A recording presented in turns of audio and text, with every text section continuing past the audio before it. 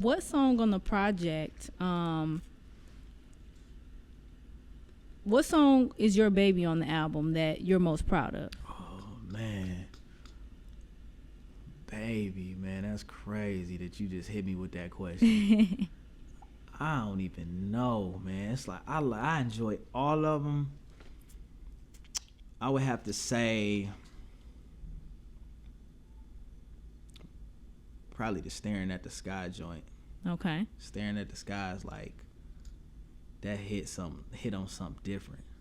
Hit on something different. Like the aggressiveness of it. I love all of them, to be honest, but that staring at the sky, I love performing that. It's like when J. Cole performed Love Yours. Mm-hmm. Like he loved Love Yours. Like he just said that like that's his favorite song. Like staring at the sky to me is like it hit different. You know what I'm saying? Because when I wrote that, the reason why it's such a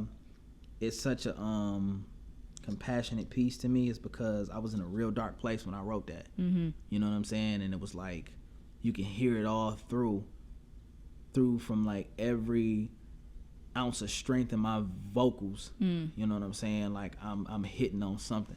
So I just feel like how everything just played a part with bringing that piece together. It was like, yeah, this is one of them ones.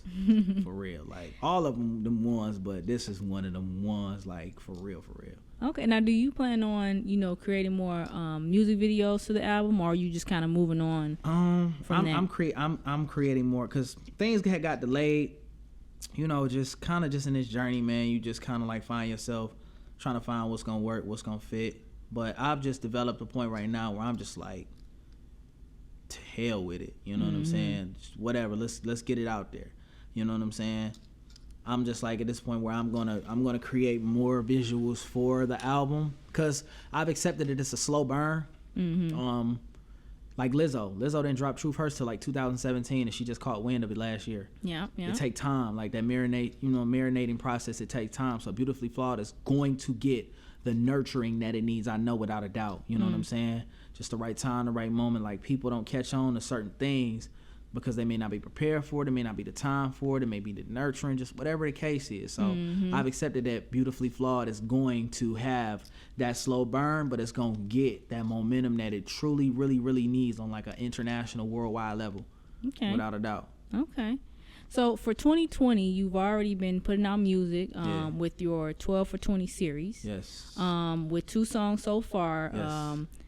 I think it's called For the Taking and Destiny. Yep, For the Taking, and Destiny. So what is that exactly, that 12 for 20 series? 12 for 20 series is like a stepping into a new decade. That was like, okay, I examined myself over the past 10 years of how much music I've dropped.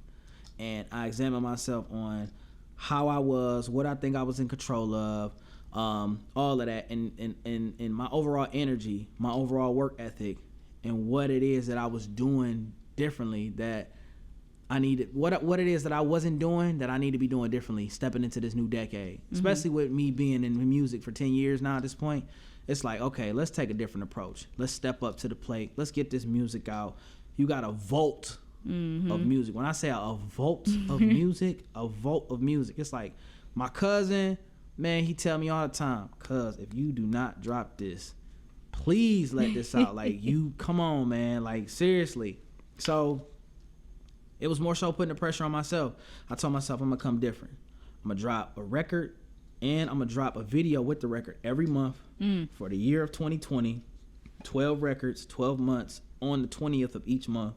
On top of that, I'm gonna take a minimum of every week. I'm gonna make sure I write a song per week. Because a lot of people, we kind of overestimate and we be like, man, I'm gonna drop a record every week and I'm gonna write a song every day and like, and realistically, your mind does not have that much like room to process. So you got to give yourself time to like weave out, go see some things, go live. You may have a night weekend or something where it may inspire you to write a record or whatever the case is. You know what I'm saying? So I said, let me give myself a minimum of 1 to 2 records a week. Write those out. If I ain't even got to record them, don't even record them. Just have them there, or record them and you know what I'm saying. Just have them in the stash. So at least when I look up by the end of 2020, I got 52 records done. I've dropped 12 records along with 12 videos. On top of that, I'm doing 2 projects as well. Like we heard, the president of Equity Distribution. That's Roc Nation's distribution company. Equity Distribution president, Christian Santini, he was like, if you're dropping less than 12 songs a year, you're losing. And that just hit. I'm like, dog, he just crushed the whole, like, half the room when he said that. Right, because I know niggas not dropping 10 records a year, you know what I'm saying, off the top. So when I really looked at it like that, I'm like, man, the consistency pattern got to kick in at this point. Got to put out some more content. Yeah, definitely. And I feel like songs, like singles is cool, but it's like I'm dropping a single and a video with it. Like, that's double the amount. Like, come on now. Yeah, that's crazy. Every single month, though, every single month. So we have this new segment that we call Instagram Dive. Okay. So basically, I pick a photo, off of Instagram, just some random photo, and then you're gonna tell us what was going on in that moment. Okay. So I sent you a photo. Right. I want you to pull it up and you let us know what was going on in that moment. All right. Let me see. This day. Oh man. Okay. I was actually out at Atlanta, at a studio when I was out there with Coalition DJs. They flew me out, cause I won a showcase competition. I won a showcase, and they said the winner get flown out to get their music presented in the Coalition DJs in Atlanta. So I was actually out there performing. I think I had met Angie Stone. We were at Stank On Your Studios, like Outkast and all of them guys and whatnot. And we went after. I think I had actually I said something to DJ Ill Will. We was at Wet Willie's, and we was in a car, and I was like, man, T Grizzly in town. He was like, man, see, we gotta link up. Something gotta happen. So he made the call, and next thing you know, we wound up linking up at the studio with him, Helluva, and JB, God rest her soul. JB was there too, so I was able to meet the three of them, and they was talking it out, trying to, iron out things that they had going on or whatever. But I just, he was there, man. We was just in the area, man. Humble dude. I was able to share them a single that I was promoting at the time or whatnot too. So we kind of linked up, took some pictures. It was like a real, like, secluded situation. Like, it wasn't even a bunch of people there. Like, it was like an invite only, like, really studio type situation. So we linked up, took pictures. I was able, like I said, to meet them, connect with them and whatever, and then things of that nature. But it was all good vibes, man. T Grizzly a good dude, so proud of what he doing, and I'm definitely sorry for the things that he's experiencing and going through with that, because that's just definitely traumatizing, man, for real. Like I said, once again, this city, man, the loss, we just so, man, it's wicked out here, dude. So, I seen too on a lot of your photos that you have a hashtag on there, hashtag foreign exchange. Yeah. What does that mean? Foreign exchange is like, that's my label. Foreign Exchange Sound. That's the label that I'm actually, sole proprietor of. Basically, foreign exchange represents the difference, like being different when we come from where we come from. You know what I'm saying? Being a different sound, different energy, different vision, like different everything. Foreign exchange to me just stands for difference. What way can we be different? What way can we be the ones that are thinking inside the box? And the reason I say that, it's going to sound crazy. The reason I say thinking inside the box is because everybody else is so busy thinking outside the box. Too many people say that. So if you got everybody that's saying that, then why not be the oddball and be like, well, y'all know what? Y'all can go outside this box. I'm going to stay right here, because that makes me like diverse. You know what I'm saying? From everyone else. That's like a perfect way, an example of like really standing out. You know what I'm saying? Not saying that I'm boxed in a sense, but like if you look at it in a mental perspective, it's like, oh, he's trying to separate himself from X, Y, and Z. You know what I'm saying? That's what it is. So foreign exchange it just represents a different sound, a different energy, man. Okay. And then you're putting your music out under that? Yeah. Okay. So when you hear like when you're in school, you have somebody to come in school and it's like, oh, he's a foreign exchange student. He comes from a different background. He comes from a different, probably a different ethnicity, probably different country, different religion may be, different, everything. Right. So that's what it is, just being different. Okay. Yep. Okay, that's what's up. Can you tell us about any upcoming releases or projects? Of course, the 12 for 20 series. That on the 20th, got something dropping, something special. March the 20th, it's gonna be the third segment. It's a record called Censored. It was creative directed by Clark Bishop. He worked with a lot of good people too. He a good dude, man. Me and him working newly, and the energy that we got is like crazy chemistry. Like from just how dominant we executed that shoot, and him just taking photos and just really like overall catering to the care of the content. You know what I'm saying? So I got that going on. Actually working on a joint project with my guy Lorenzo Perez. Is titled Energy Never Lies. That's like gonna be high energy, high volume, crazy. And then I got another project that I'm doing, like my solo project is it's titled My Only Friend.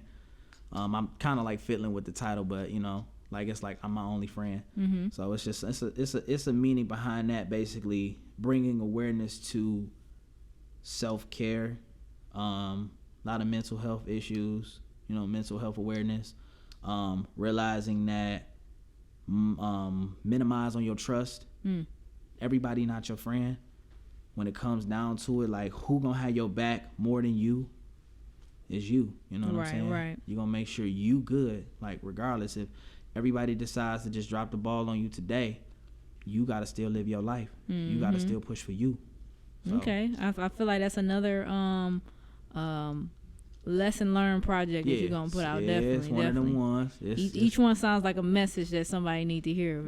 That's what I want it to be. I want everything to come back as classics, man. I want people to be like, when they hear that, it take them back to a place where they was at, where either they was in a good place or they was in a bad place, coming out of a good place by hearing that. Mm-hmm. You know what I'm saying?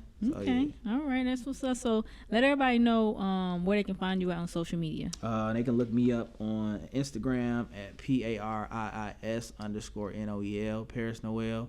Pariis Noel via Facebook. My website, you can really go there at www.parisnoel.com. Pretty much, man, if you just kind of Google search me, I'm here, man. See the cat with the glasses, hat, and beard. There's not many of these, guys out here that look with this type of beard, of course. Right. It looked pretty perfect, though. My Wi-Fi code is Beard God at the crib, so, they get it.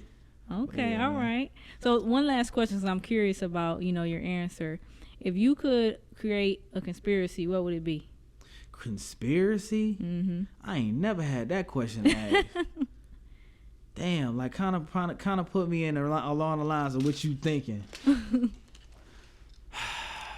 Conspiracy. Okay, give me an example. Like, because it can be good conspiracy or bad conspiracy. Right. I think for you, I'm thinking more of the lines on the type of music that you create. So for you, I think it could be a conspiracy on like a lesson or something like that. I don't know, man. Conspiracy. I really don't even know. Can't think on the spot. No, that's because I don't like. When I hear conspiracy, I like run from that word, man. Yeah. Like, you know what I'm saying? Because that's like kind of like shock waving in a sense, like conspiracy. Like it's almost in a sense like when you be hearing like these conspiracy theories about what's going on and all these things that's may be happening in the world. I don't know, man. I really just kind of like, if I can create a conspiracy, I don't even know, man. Don't give me the line. I ain't even about to embarrass myself. Well, that's all right. My bad. We definitely appreciate you coming out interviewing with us. Oh, it's all love, man. I appreciate it. And when you, put out your new project, make sure you come back with us, talk with us and stuff like that. Absolutely. I'm here. Whatever y'all need, man, I'm good. Even when it's to the highest plateau of the career, like, I want to be able to bring y'all a plat like Khaled got back there. Look, I feel you. We appreciate that for sure. Yeah, you already know.